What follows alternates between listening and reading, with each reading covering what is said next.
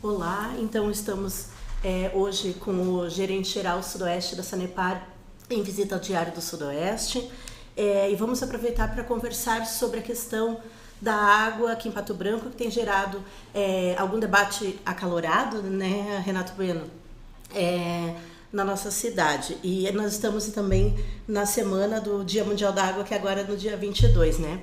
Então, Pato Branco está recebendo a sua visita e vamos falar um pouquinho então para os nossos seguidores do Diário do Sudoeste, das nossas redes sociais, como que está então a questão da água em Pato Branco, por favor. Bom, nós viemos para cá por determinação do nosso presidente Muniz Chauís, que em função dos últimos acontecimentos, 2, 3 semanas, aonde vem desde que teve um problema com as algas aqui no Rio Pato Branco, isso veio até o tratamento e posteriormente isso foi ainda repassou à comunidade uma água que pelo aspecto do gosto trazia um distúrbio no processo. Okay. A partir daí então a Sanepar ela tem que fazer o seu controle de qualidade e nós tivemos que descartar muita daquela água captada que ao invés de ir para o nosso reservatório tínhamos que eliminar ela do processo de distribuição. Aliado a isso, semana passada, uma semana muito quente, com muito calor, nós tivemos então um aumento do consumo e os nossos reservatórios vieram a ficar totalmente seco e não tendo a possibilidade de atendimento à população, com a demanda que nós tínhamos. Domingo nós tivemos que fazer uma intervenção na nossa captação, em razão de que tínhamos um problema dos cabos que alimentam os quadros de comando e toda a parte do sistema elétrico poderia trazer um dano muito maior se nós não tivéssemos interrompido. Então, qual que é a decisão nesse momento? O que é mais grave? É nós mantermos o abastecimento ou corrermos um risco muito maior que daí ficaria totalmente fora de controle.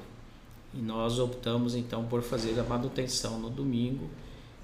Foi um trabalho muito forte pelos técnicos nossos da própria empresa e fizeram de forma a atender hoje uma certa segurança que nós temos dos equipamentos nossos.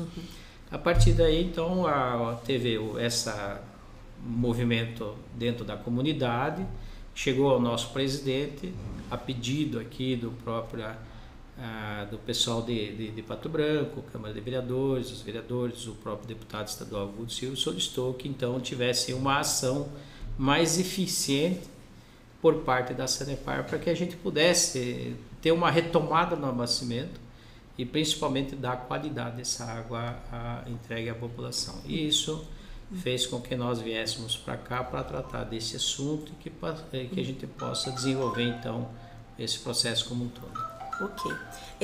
Eu lhe pergunto então, houve então um descarte de um volume muito grande da água tratada devido à questão das microalgas que foram identificadas naquele incidente aqui em Pato Branco?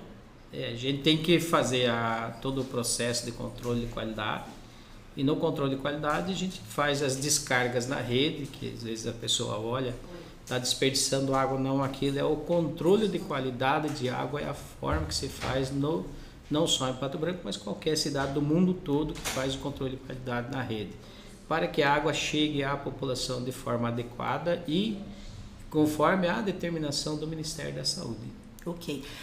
Também se falou muito na questão de equipamentos sucateados que não estariam atendendo a demanda, que não estariam operando da forma como deveria operar. Procede essa questão ou não procede? A questão de sucateamento, ela depende de quem falou. Não sei o que ele quis se referir com essa forma. O que nós temos hoje é uma situação de capacidade de produção e ele está praticamente fechando com a demanda da população. Então, não é que o equipamento esteja obsoleto, porque a Sanepar mantém todos os equipamentos em manutenção de forma corretiva, de forma às vezes antecipando o problema como ocorreu no domingo, mas o equilíbrio entre produção e demanda praticamente está no limite.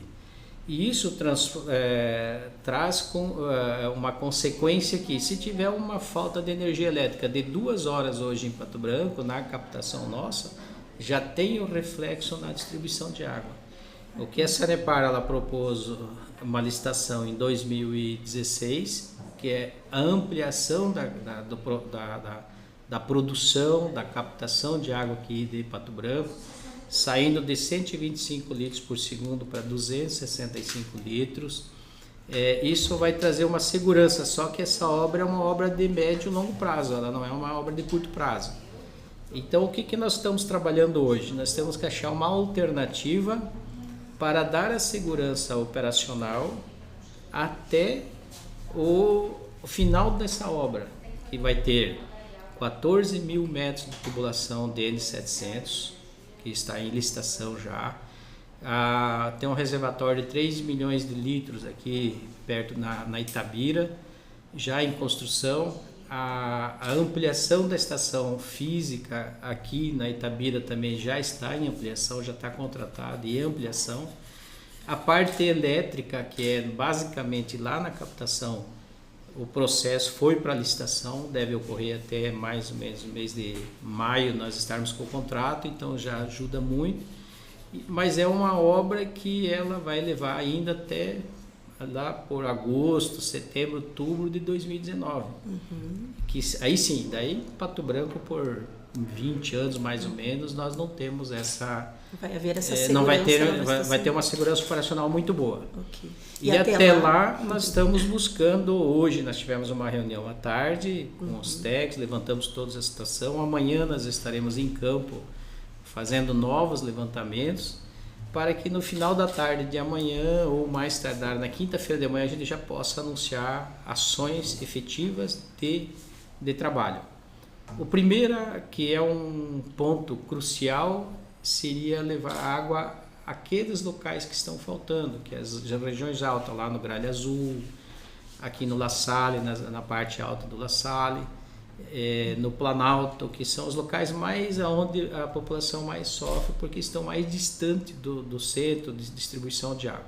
Então nós trouxemos 3 caminhões pipa, cada um com uma capacidade de 12 milhões de litros, 12 mil litros, e mais aquele que nós temos já em Pato Branco, e vamos fazer uma rotina de trabalho de trazer água aqui de Vitorino, ou de Coronel Vivida, ou de Mariópolis, e deixar sempre abastecido essas regiões. Então, com isso, aqueles locais onde há falta de água, nós já eliminamos nesse momento. Eu lhe pergunto assim, o que a população também questiona é por que isso não foi falado antes, né? Dessa questão da dificuldade devido a esse descarte. Foi uma medida de proteção da Sanepar, assim, para tentar resolver o problema sem deixar a população alarmada? Por que não foi falado antes sobre a questão? Toda a questão a gente acompanhou à distância, os nossos gerentes aqui, que é o Aderbal, tanto a parte que cuida da parte dessa questão da qualidade de água, pessoal, eles deixaram bem claro que tinha um problema na água e que nós tínhamos que manter essa qualidade e fazer esse descarte. Então, porque se chegar essa água ao cidadão, o cidadão ele vai fazer o descarte. Então, nós, por obrigação pelo Ministério da Saúde, somos obrigados a manter o padrão de potabilidade. Ok. E o que podemos falar do Rio Pato Branco? Ele, para o futuro de Pato Branco, né? Ele será suficiente? Não será? Quais serão as nossas alternativas? Bom, o Rio Pato Branco, ele é um rio que ele tem mais ou menos 500 km² de bacia. É um rio que eu entendo assim, está muito bem protegido.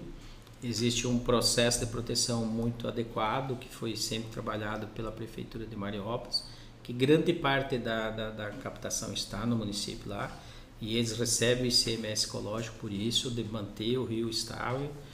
A qualidade do rio é muito boa, exceto esses momentos que podem ocorrer a floração de algas, que às vezes o rio ele é tão protegido, como é o Pato Branco, que a própria natureza se encarrega de fazer a floração de alga. Foi identificado um descarte de uns açudes, ainda isso está na mão do IAP, o IAP está verificando essas questões, mas vendo o que é possível, que tem que ser feito. mas eu olho assim, é um rio que ele é a cara de Pato Branco e ele necessita ser mantida a sua proteção para a geração futura. O rio ele tem capacidade de atender mais ou menos até 2035 o Pato Branco no crescimento, se ele for esse crescimento que está hoje. Então eu não vejo assim, mais tarde, como é já sabido, tem a usina aqui no Chupim, né, que vai ocorrer. A tendência é, dentro da barragem da usina, a captação de água vai ser um dos aspectos, mas isso já para 2035, 2040, aí já são outros tempos, que daí pode ser que exista uma possibilidade, que nós temos aqui o aquífero Guarani, mas hoje ele não tem água potável, ele não é uma água, para se transformar essa água em água potável é extremamente elevado o custo e ainda de baixa vazão, então ele não vai ser o substituto do Rio Pato Branco. Ok, muito obrigada. Então estivemos aqui no Diário do Sudoeste com o Renato Bueno, então gerente geral Sudoeste da Sanepar. Obrigada.